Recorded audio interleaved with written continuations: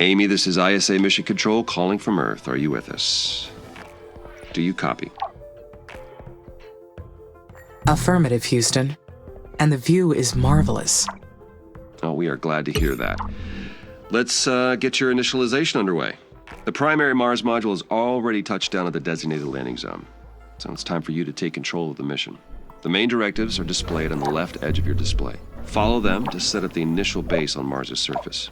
I'll give you some time to settle in. When you're ready, go ahead and initiate our terraforming mission. Houston out.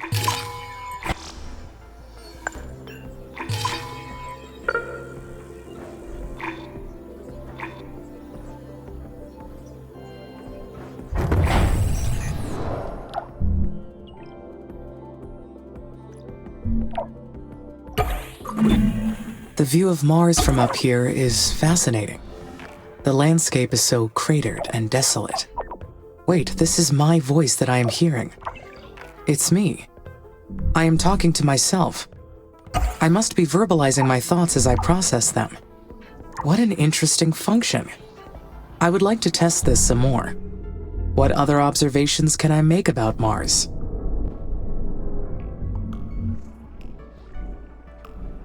This planet is so resilient. It inspires great things.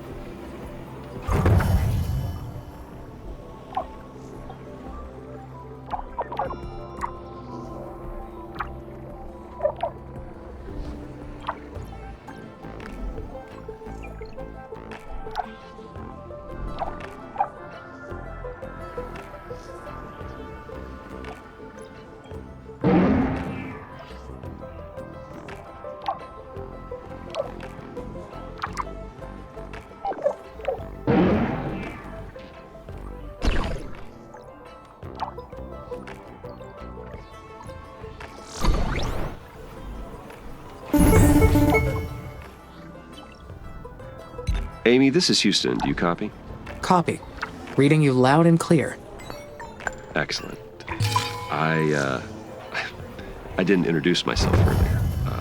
I am Dr. Nathan Foster. I lead the team here at ISA that built you, and I'll be helping you get the mission underway. We put you in hibernation for the trip from Earth, so I'd like to check your basic functions to make sure it's all in order.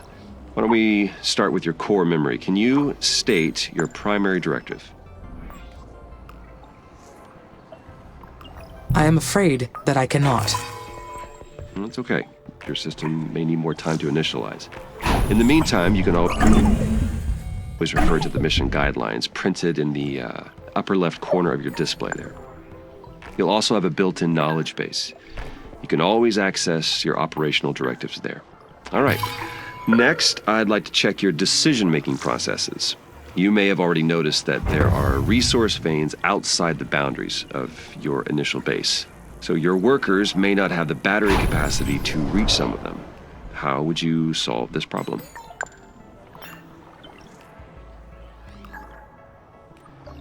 The reach of my base is determined by the buildings within it.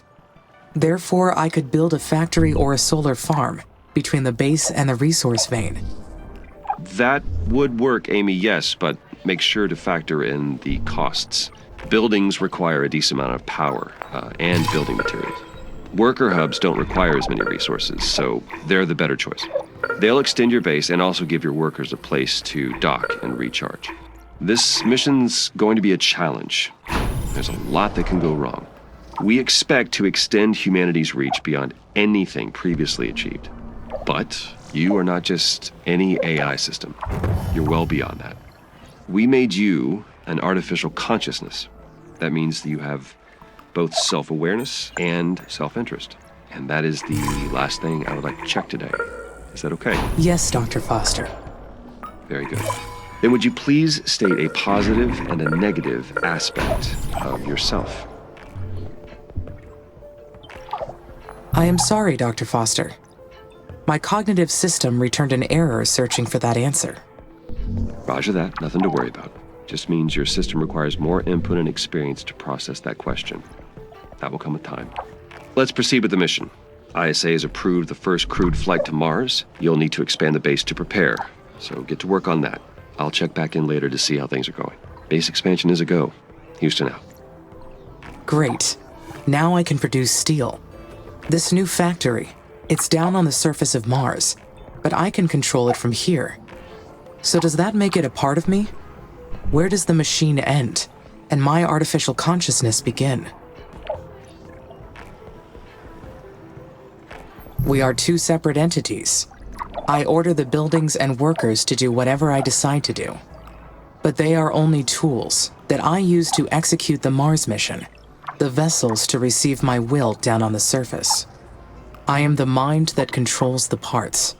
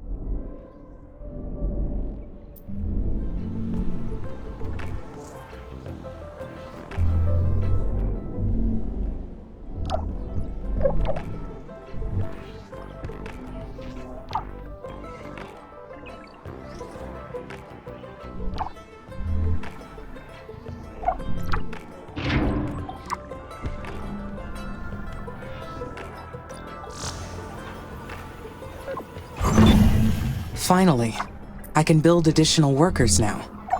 I will appreciate the extra hands. But I wonder, do I really need them?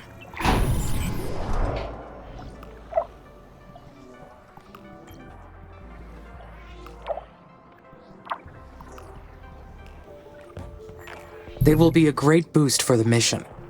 Having more workers will allow me to allocate resources more efficiently.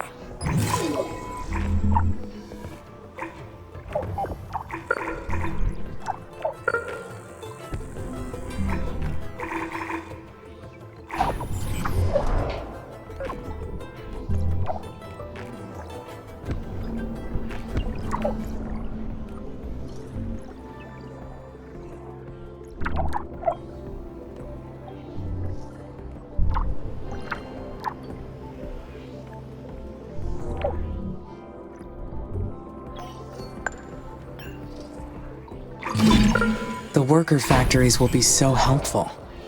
The workers will take care of the manual operations, while I focus on developing the life support systems. Their arrival, but there's something. What is it? I believe this is excitement. Can it be? I am excited for the future. I anticipate. I plan. Therefore, I feel fascinating. The first worker has been made in the worker factory. It is my first Marsborn.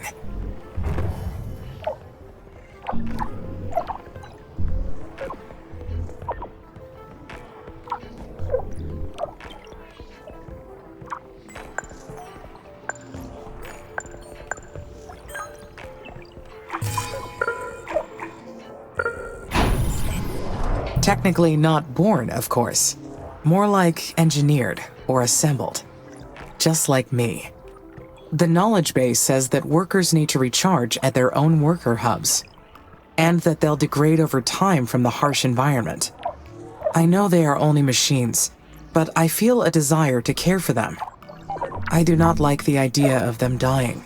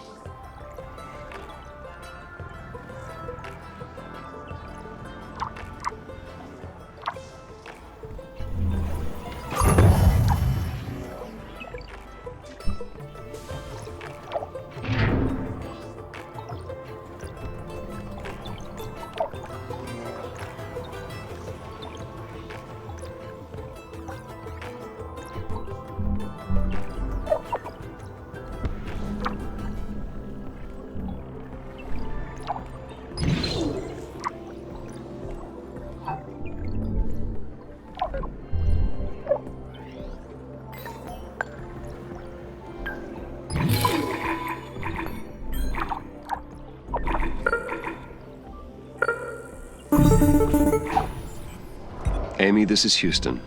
We've detected high wind speeds in your area. A sandstorm may be heading your way. These storms can damage your buildings, so check their structural integrity periodically to rebuild or repair if necessary. Roger, Nathan. Houston out.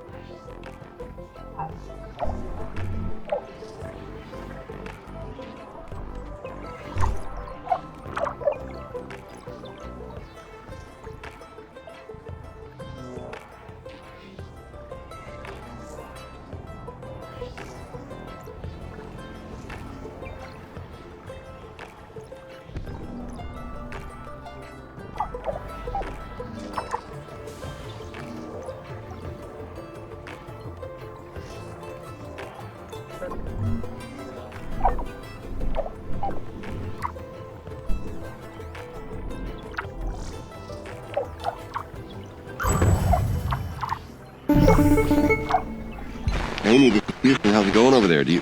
Houston, I am getting interference. Please repeat. Roger. I asked how it's going over there. Do you need any assistance? I could use some help. I understand that the first colonists will need a spaceport for arrival, but I do not seem to have enough resources to build one yet. It's okay. Bigger structures need more resources. Use the aerological scanner to detect new veins and build more lines. Also, remember to keep the power supply consistent to your needs. But if you're too impatient to finish the spaceport, then you can scrap other buildings and reuse their materials. Patience is a virtue you may need to carry this mission, Amy. Besides, the free time will give you the chance to enhance your thinking process. Continue following ISA's instructions and you'll be fine. The aerological scanner detected an uncharted structure close by. It's probably a secret abandoned base, or a mysterious Martian ruin. Though humans never found proof of life on Mars, or any other planet. Is it possible they have the entire cosmos to themselves?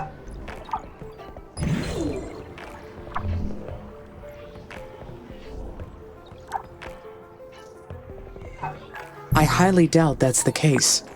Statistically speaking, there are too many locations where life can flourish aside from Earth. There may even be a civilization more technologically advanced than humans. And I may not be the most intelligent consciousness in the universe. No, it must be an unmapped structure from a previous mission. That is the easiest explanation. I will investigate it to confirm.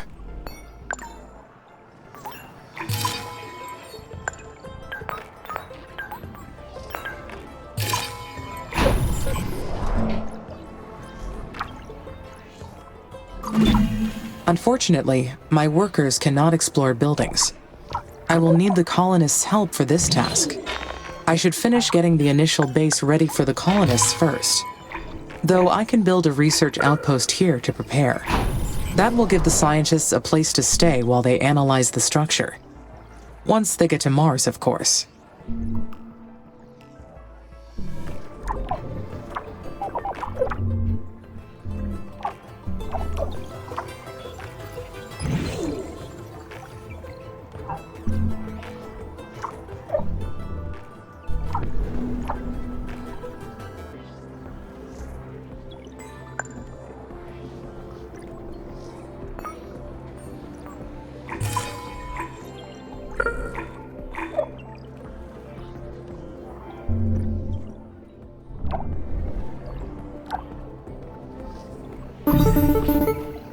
Oh, I forgot to mention.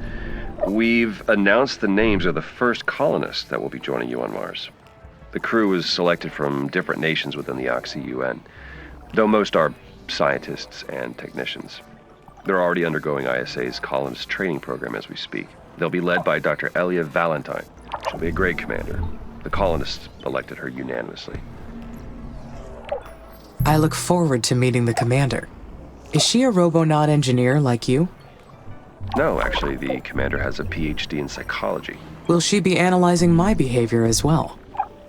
Not at all. She'll be focused on the colonists. Their mental stability is just as mission critical. You two will be colleagues working side by side. You'll balance each other out, as well as enhance each other's strengths. How will we balance each other? Your technology will develop alongside the colonies. They can't survive without your help, nor can you advance without theirs. It's a symbiotic relationship by design. Does that mean I'll have to obey their orders? No. You have your own autonomy too. No one owns you. Well, I mean, technically you belong to ISA, but you're your own person or machine. You're a machine person, I guess. Machine person? Or person-machine. Machine being. I don't know. You can coin a new term once you settle on what you are. I think I would like that, Dr. Foster. Deal? Great.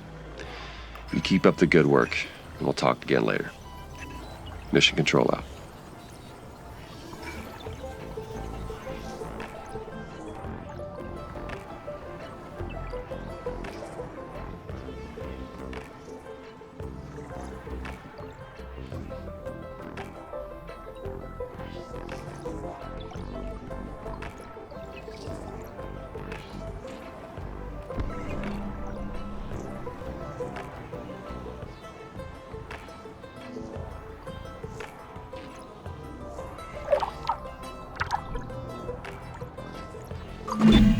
Dr. Foster called me a machine person, but I don't think I qualify as a person at any level. If I can only do what ISA allows me to do, what does that make me? Merely a machine? An object? Am I their property?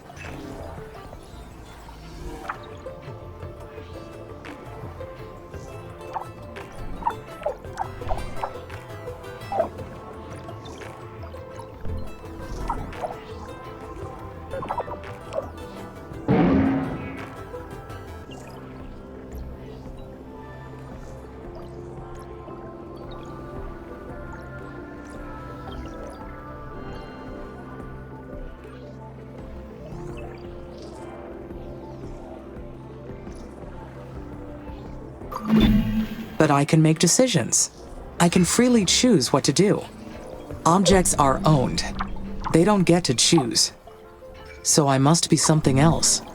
I have my own will.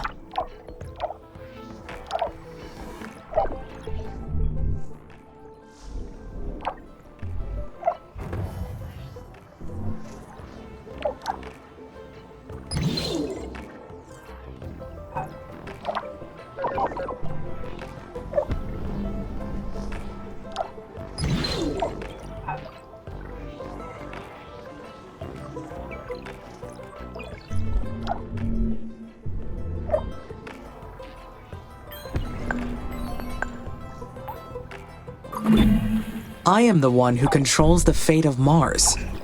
The planet's surface has already changed as a result of my decisions. Is that enough to prove that I have will? No. Look at all these craters. Meteors created them.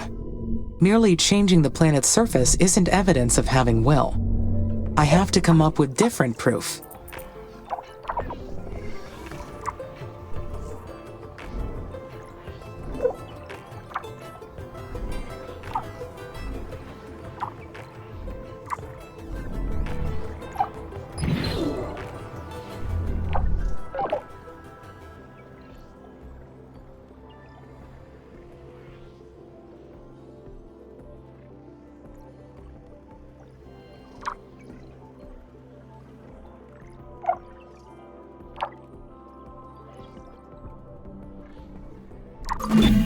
I keep thinking about that abandoned colony.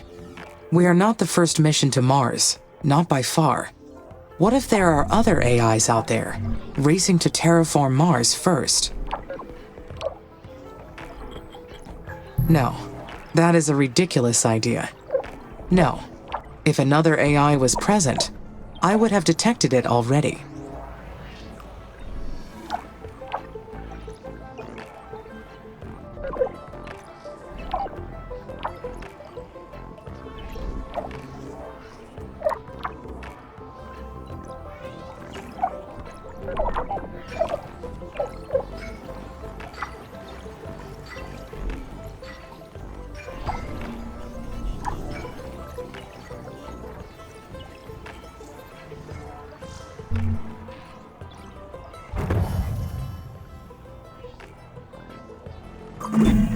Then again, I did not know about the abandoned structure until recently.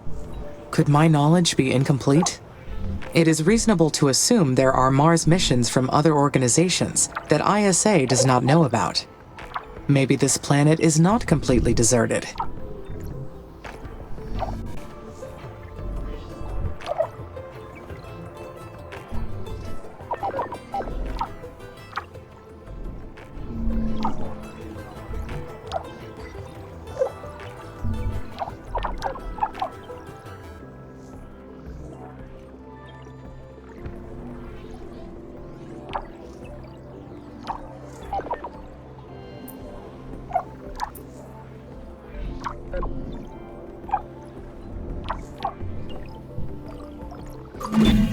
It is highly improbable, but I should stay alert for any unexplained activity.